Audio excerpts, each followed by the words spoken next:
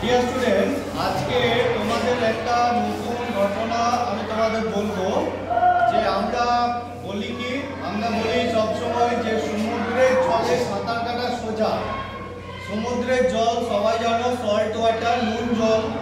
সমুদ্রের জল নোনতা, আমরা সমুদ্রের জলে চান করেছি, মুখে গেছে, আমরা বুঝতে পারি যে সমুদ্রের জল নোনতা।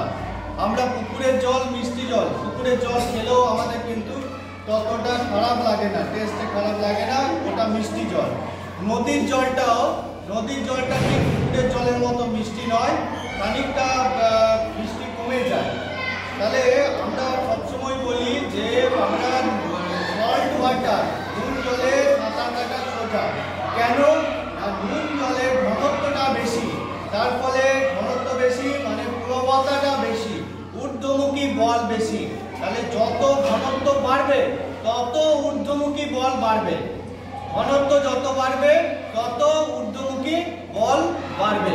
তার ফলে কি হবে? ঘনত্ব যদি বাড়ে তাহলে ঊর্ধ্বমুখী বল বাড়বে, ঊর্ধ্বমুখী বল যদি বাড়ে তাহলে কি হবে?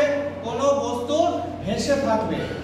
যত বেশি ঊর্ধ্বমুখী বল হবে তত বস্তু ভেসে থাকবে। সেই জন্য আমাদের সল্ট ওয়াটারে কি হয়? সল্ট ওয়াটারে ঊর্ধ্বমুখী বলটা অনেক বেশি, তার ফলে সল্ট ওয়াটারে কেউ সহজে ভেসে থাকতে পারে। এবং সল্ট ওয়াটারে এই জন্য এত বড় বড় জাহাজগুলো কিন্তু আমাদের সমুদ্রের উপর দিয়ে যায়, যেই নদীতে আসে তেমনি অনেক ডুবে যায়। দেখবে সমুদ্রে অনেক ভেসে আছে জাহাজগুলো, যেই সমুদ্র থেকে নদীতে ঢোকে, বন্দরেতে নদীতে ঢোকে, তেমনি জাহাজগুলো অনেক বেশি ডুবে যায়। সেই জন্য বন্দরগুলো কিন্তু সমুদ্রের জল কেটে ঢোকাতে হয়, না হলে আমরা তো সোজা জাহাজগুলোকে সোজা এনে নদীতে ঢুকিয়ে দিতে পারতাম, বঙ্গোপসাগর থেকে জাহাজকে সোজা গঙ্গাতে ঢুকিয়ে দিতে পারতাম, কোনো অসুবিধা হতো না। কিন্তু সেটা কখনোই করা হয় না। বন্দরে কি করা হয়? আমাদের একটা কেটে চ্যানেল করা হয়, নিয়ে সমুদ্রের জলটাকেই ভরা হয়, তাই না? তবে সেই জাহাজ ওখানে নোঙর করে, জাহাজ থামে, সেখান থেকে জাহাজ থেকে মালটাল যা আছে খালাস হয়। সেই রকমই একটা ঘটনা আমি দেখছি এখানে। আমাদের সল্ট ওয়াটার, এটা আমরা ভাবছি সমুদ্রের জল, এটা আমরা ভাবছি পুকুরের জল। আর আমি একটা ডিম নিয়েছি, ডিমটা নিয়ে আমি কি দেখছি দেখো, হ্যাঁ ডিমটা পুরো আমার যে নদীর, এটা যদি আমরা পুকুরের জল বলি, পুকুরের জলে যদি তুমি সাঁতার কাটো পুরোপুরি ডুবে যাবে যদি না তুমি সাঁতার জানো।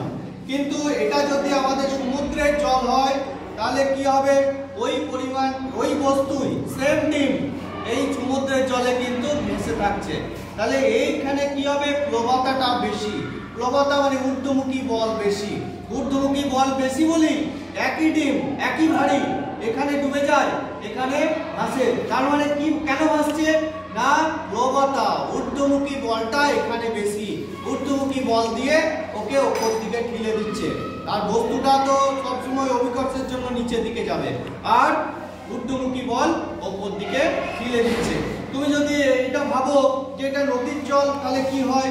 নদীর জলে কি হবে দেখি না, নদীর জলে যদি আমরা দিই তাহলে দেখা যাচ্ছে কি নদীর জলে আমার ডুবেও যাচ্ছে না, ভেসেও থাকছে না, কিছু অর্ধ ভাসন হচ্ছে।